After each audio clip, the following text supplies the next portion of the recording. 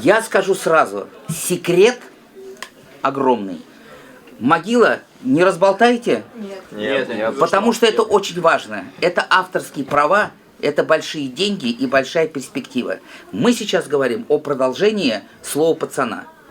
Два варианта, они тоже все засекречены. Первый вариант, сейчас хотят Вову Адидаса сделать аватаром. И чтобы были вот эти вот конфликты здесь, которые были между своими там улицами, чтобы эти конфликты вынести их на межпланетный уровень. Понимаете?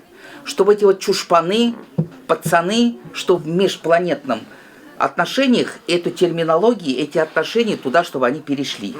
Это один вариант. Второй вариант, он более нам близкий, более нам родной. Вот, Камиль, вы учились, значит, в национальных школах, вы же знаете творчество Тукая. Вот эта девушка, ее звали Айгуль. Вот во втором, значит, продолжении хотят, чтобы Айгуль была Суонасы, и чтобы у нее расческу спер именно Марат. И потом, значит, Вова Адидас, чтобы был Шурале.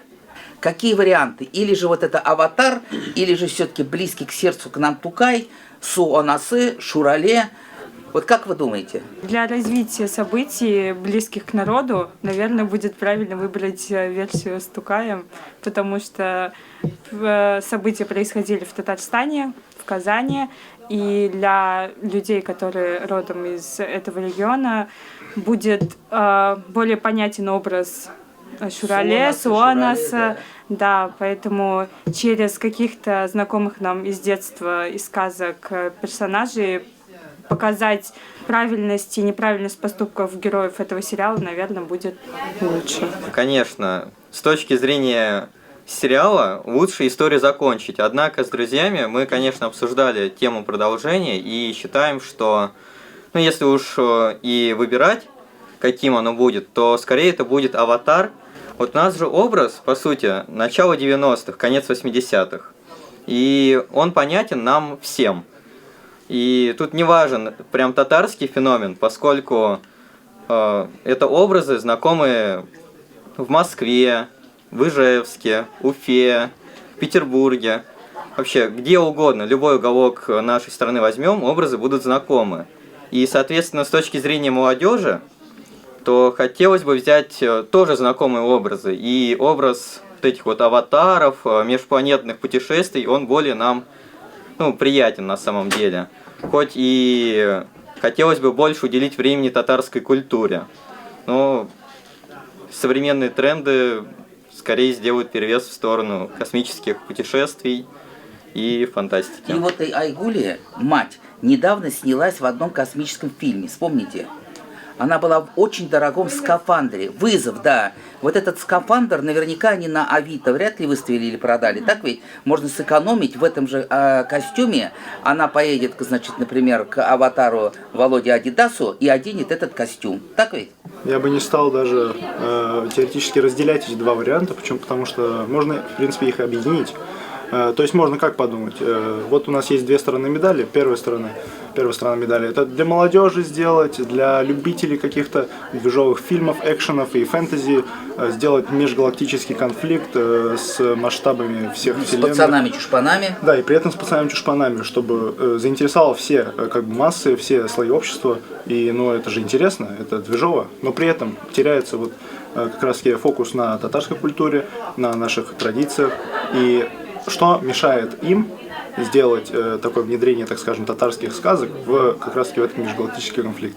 Что если Суонасы будет владеть своей планетой или своей галактикой, и к ней будет приезжать Марат, допустим, на космическом корабле, или Болтер и Шурале будут жить на какой-то, не знаю, у него будет кротовая нора, и если туда попасть, там будет ловушка.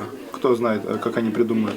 Но одно другому не мешает, я считаю, и вполне вероятно, что будет и так. Но межгалактическое продолжение, оно имеет место быть, и я считаю, что Казань должна стать центром всех галактик, и туда будут съезжаться пацаны, чушпаны и все герои из наших любимых сказок. Они там будут решать, чей это район, чей это город, делить Казань на свои участки. Вот. Но на самом деле я считаю то, что действительно нужно внедрять этих персонажей, чтобы даже новое подрастающее поколение изучали нашу великую культуру, знакомились с нашими персонажами, понимали, почему они нам близки, почему наши поэты писали именно про них, почему они стали культовыми и так далее. То есть раскрывать как бы самые важные, что ли, для татар произведения, такие как Габдулла Тукая, ну, а тоже Суанасы, допустим. Вот. Я считаю, это самое важное. Чисто вариант Шурале или Суанаса, он достаточно субъективен, с одной стороны, и подходит для не такой большой аудитории. А если объединить как-то, чтобы было и межгалактическая, и наша родная культура, то это действительно имеет место быть. Есть такая сказка «Кәжә белән сарык».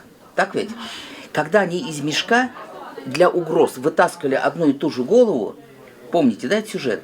Так вот, пусть тогда вместо Кәжә будет у нас аватар, а вместо Сарыка будет у нас Шурале. Так ведь? А вместо волка пусть сидит около костра Володя Адидас. Так ведь? Вот это будет очень закрученный сюжет, мне кажется. А вообще продолжению быть, я думаю, так ведь? Вот специально мы сегодня устроили такие вот, по-татарски это называется бахась, или мрлоу мы назвали, да, дебаты. Роберт Гараев был здесь 2 недели назад, вы на встрече были многие, и, значит, он хотел у нас мнение узнать. Но еще раз подчеркиваю, вот это вот продолжение, вот эти 2 варианта, это все, пожалуйста, никому не рассказывайте, это все в секрете. Вот. Так что ждем продолжения, ждем новых встреч, и Роберт Гараев, мне кажется, воодушевится нашим обсуждением.